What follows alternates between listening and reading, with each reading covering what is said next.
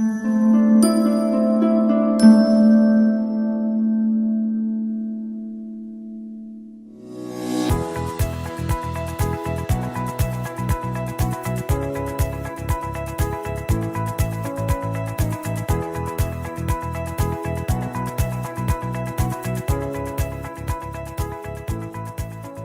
story can only happen in America, not anywhere else. I was not born with a silver spoon. I grew up in a middle-class family. I always had the desire and the drive and the discipline to willing to take a risk in becoming an entrepreneur and surround myself with the smartest people I can find who share my vision and values. I always believe that if you work hard, if you try to aim high, you will be successful.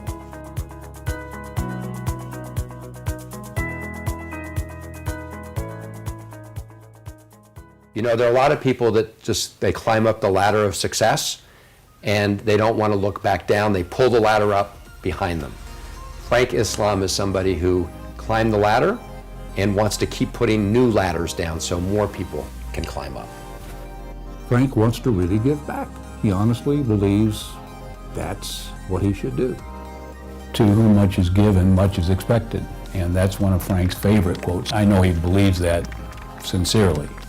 Frank is a very bright star from Azamgarh. He came to United States and he made money, and a lot of other people make money. But he was willing to reinvest in the community.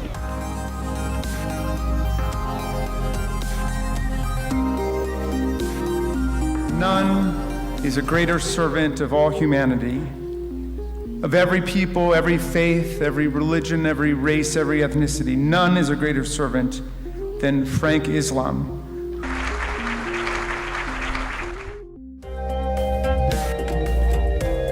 America has been a haven for immigrants for nearly 400 years.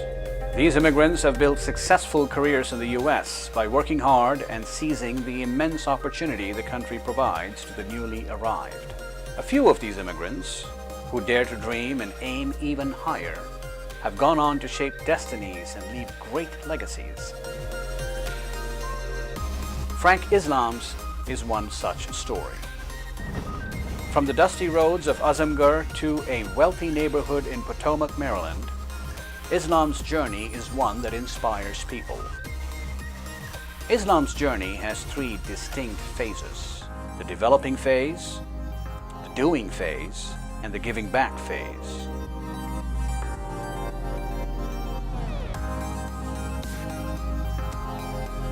His journey began in Azamgarh. Frank Islam was born in Kauraghani, a remote village in the Azamgarh region in the state of Uttar Pradesh.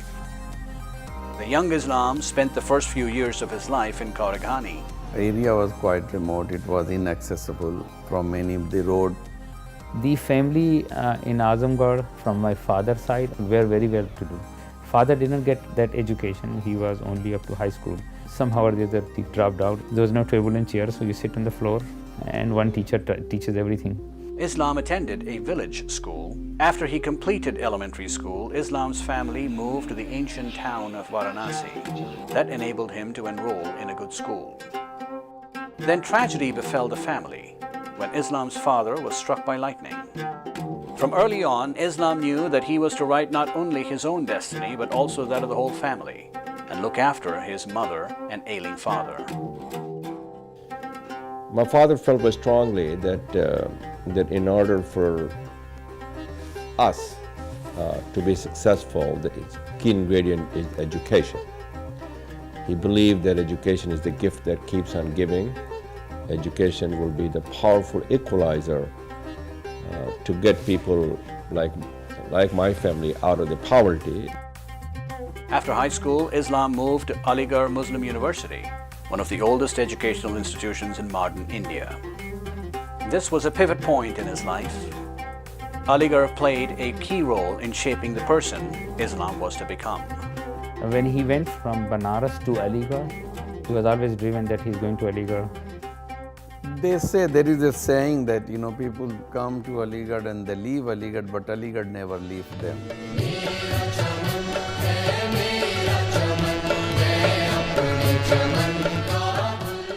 Aligarh provided me with an excellent education. It put the basic building blocks in place for success on their journey. More importantly, instilled the core values that I've adhered to throughout my adult life. While at Aligarh in 1969, Islam met a visiting University of Colorado mathematician, Wolfgang Thron, who invited him to apply to his university. He did and was accepted. But the family was too poor to buy him an airplane ticket, so they were forced to sell a large piece of their property.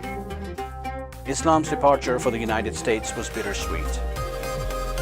My mother, with her faint smile, wiped the tears from my father's eye and said to my father, "He will have a more opportunity than we ever have in our life." He arrived in Boulder in 1969.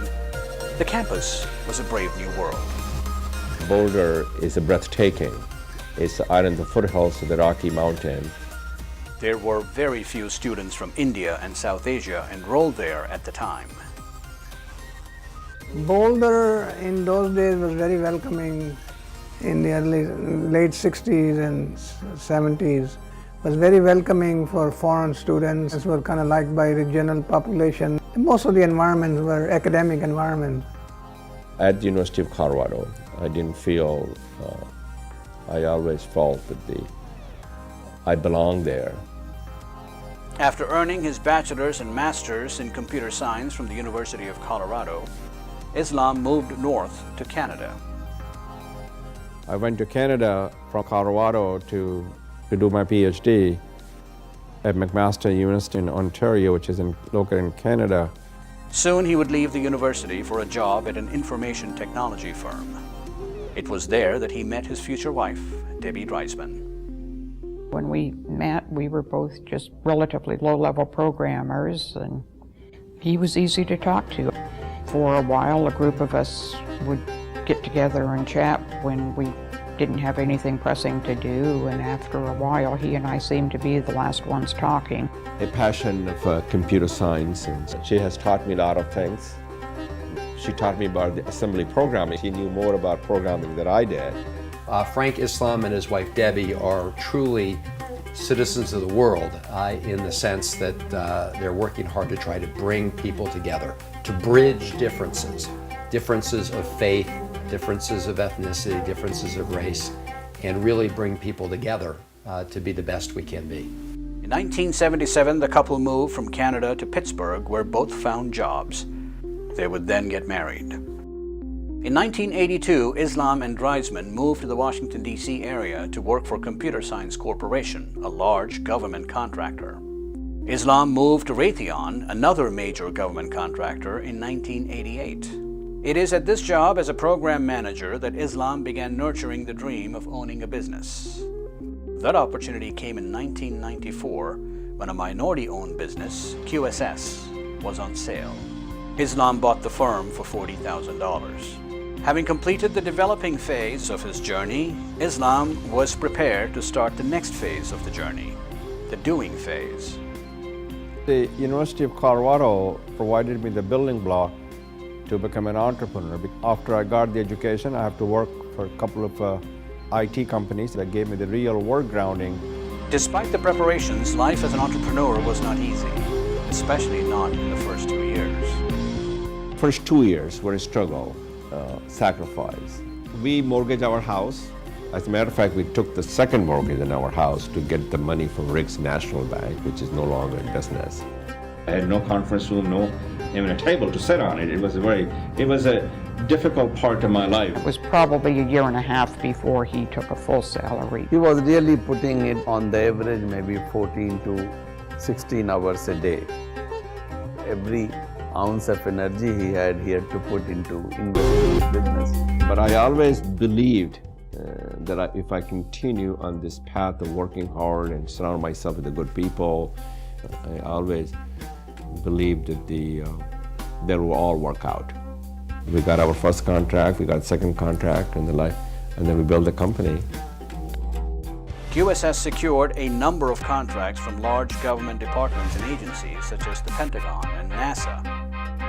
In 1994, I did about $200,000 for the first year. In 1995, I did about $2 million. In 2006, I believe, I remember correctly that I did 27, and the year 2002 we surpassed about $175 million in terms of the revenue. And I worked very, very hard to make sure that I can meet the payroll, make sure I can pay the employees, make sure the business prospers and grows.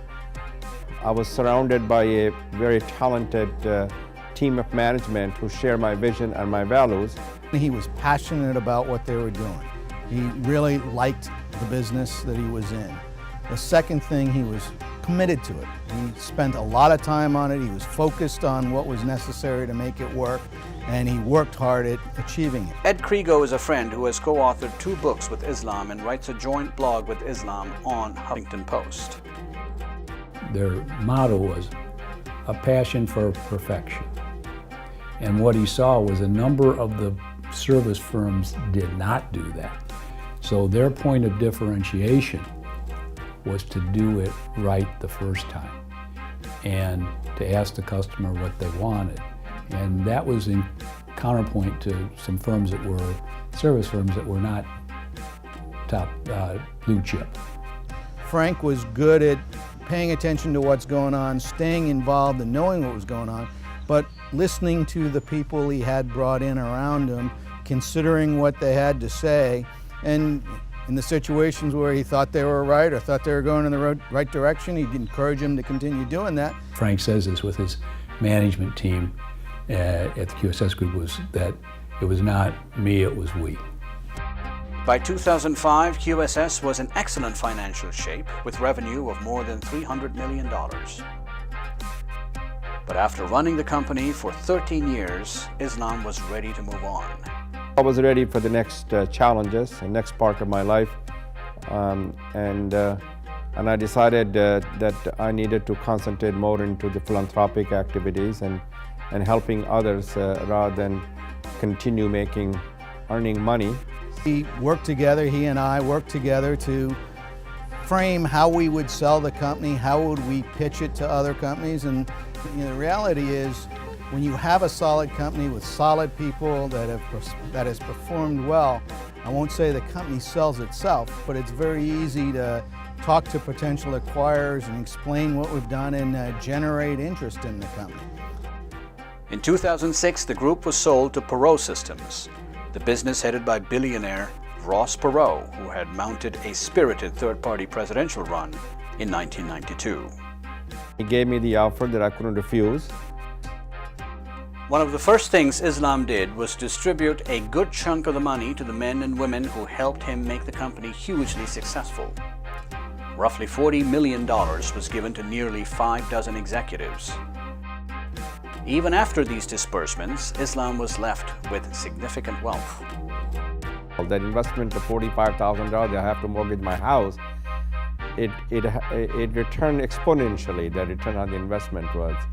I tell you what, there are a lot of people who work very hard and aim high, and they still cannot achieve the success. So I'm blessed, I'm uniquely blessed that the God has been good to all of us, to my family and to me.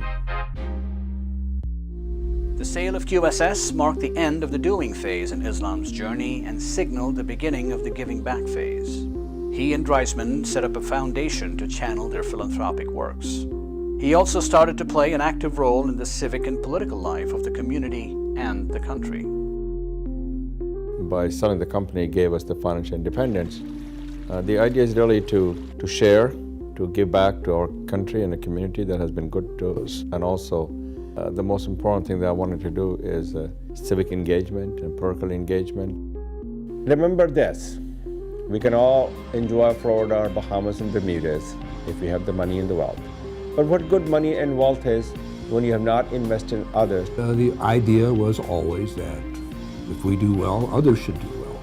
And if you come into a lot of money, prominence, that you should spend that money and prominence in helping others. You have to give back. Rich to me means making a meaningful and positive impact, influence on people's life and made a difference. Over the past decade, Islam and Dreisman have given to various causes in the United States and India through the Frank Islam and Debbie Dreisman Foundation. The primary areas of focus for the foundation include education, art and culture, and peace and conflict resolution. One of the recipients of Islam's and Dreisman's largesse is the U.S. Institute of Peace, to which they gave $1 million. Frank and Debbie have been members of our International Advisory Council for more than 7 years. They've been wonderful supporters, dedicated and enthusiastic.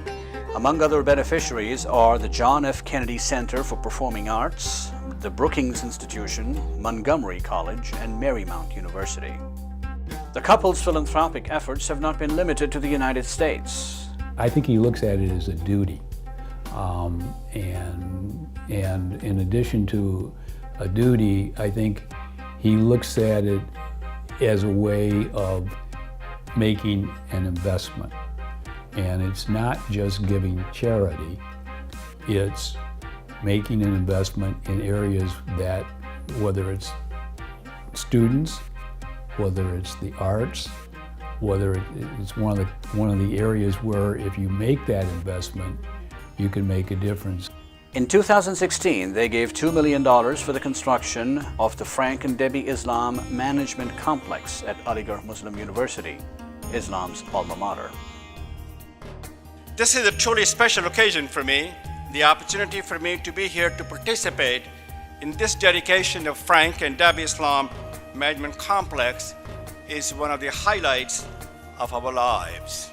This is so not because the complex bear out our names, but because the completion and dedication of this building represents a beginning and not ending. It is the construction of the foundation that will stand the test of the time. This management complex is a place where dreams will begin and the students will develop the requisite knowledge, skills, and abilities to recognize them.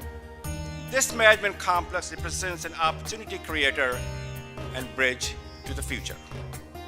A very caring, compassionate, and the most important is very generous person who is thinking about others all the time, not only just the family but whole community, and he's thinking what he can do to make the life different.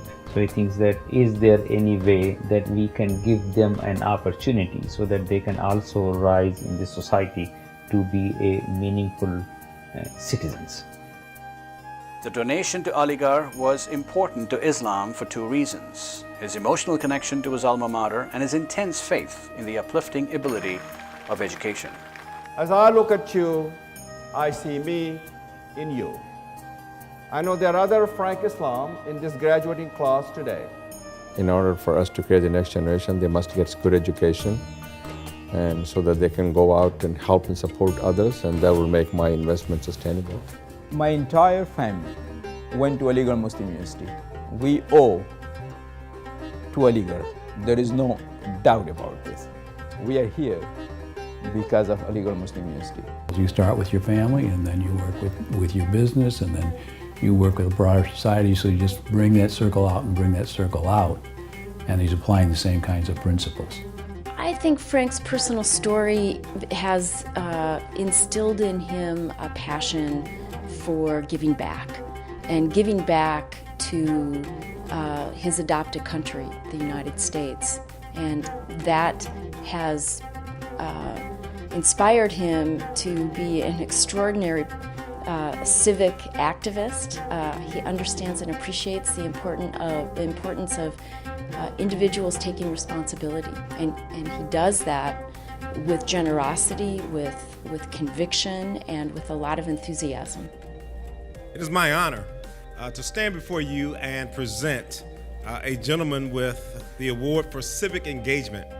You see his bio, it's in the book, but a few things that you ought to know about Frank Islam, and that is that not only is he a thought leader, but he's also an author of two well-renowned books, Reconciling the American Dream and To Make America Work Again.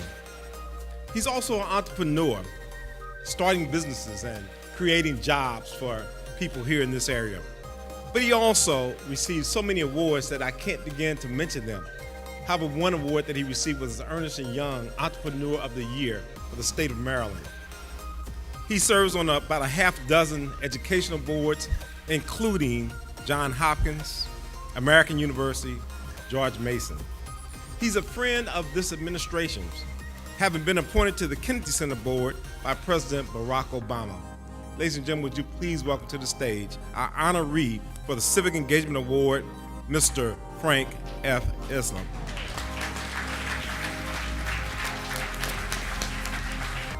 Besides philanthropy, Islam is also active in promoting political and civic engagement. He has positioned himself as a thought leader through his writings and speeches, co-authoring 2 books and blogging for the Huffington Post since 2010. In the past decade, he and his wife Debbie have also given generously to political candidates. We should all be involved in politics because the policy that is made by the politicians affects our life. It gives you the voice, and also it gives you a seat on the table. His aim in politics is to have a seat at the table. That he's got a lot of important things that he thinks need to be at least considered.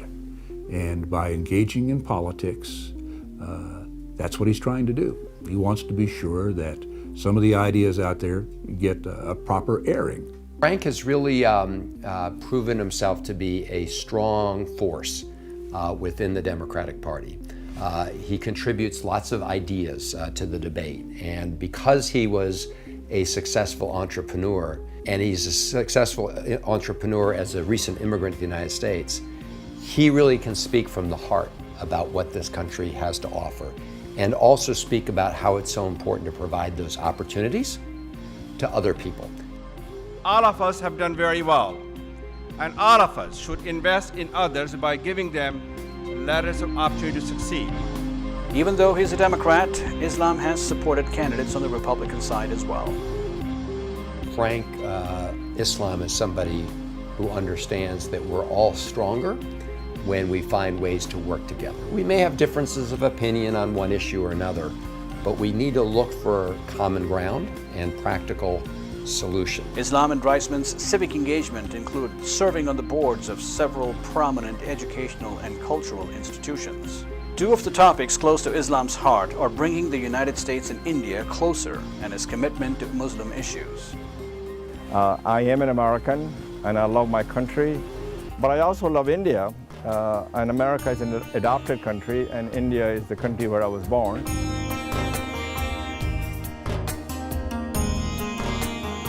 In January 2015, when President Obama visited India as a guest of honor at India's Republic Day celebration, Islam was part of the U.S. business delegation that accompanied the president. It's important for 2 countries to have a bilateral relationship, especially that the values that India has and America has, which is democracy, diversity, equal opportunity that binds the 2 countries together. He wants Muslim youth to have that higher education because then they can make a journey similar to the kind of journey he's made, and they can make kind of investments that he makes. I think that he sees a particular role for himself to better explain the religion, provide that contact with very key leaders so that they would be in a better position to talk about his vision about this country and about the religion that he is so proud of and how that connects to much of what he's doing in his community. It's been a decade since Islam sold QSS and began his philanthropic efforts. But his life is still a work in progress, a journey in which there will be more milestones. As a lifelong learner and a constant advocate for making a difference, he doesn't know all of the next stops or causes with which he will be involved. He does know that the journey will always be from Azamgarh to Aligarh to America and back again. It will always entail going back and giving back to his native land to make more dreams come true there. It has been said that you can't go home again, but Islam knows that is not true. The truth is, you never leave home. Your home is in your mind, in your heart, and in your soul. Islam knows that, and because of that, the dreams go on. Let us together change the face of Azamgarh, one family at a time, one village at a time, and one individual at a time. My legacy, I would hope people remember me, that I have inspired others, because I have made a meaningful and positive impact in people's lives. I made a difference in people's lives. My legacy will be that I've created many more Frank Islam who can follow my footsteps to become an entrepreneur, willing to take a risk and become a business owner and serve our country and give back to our country.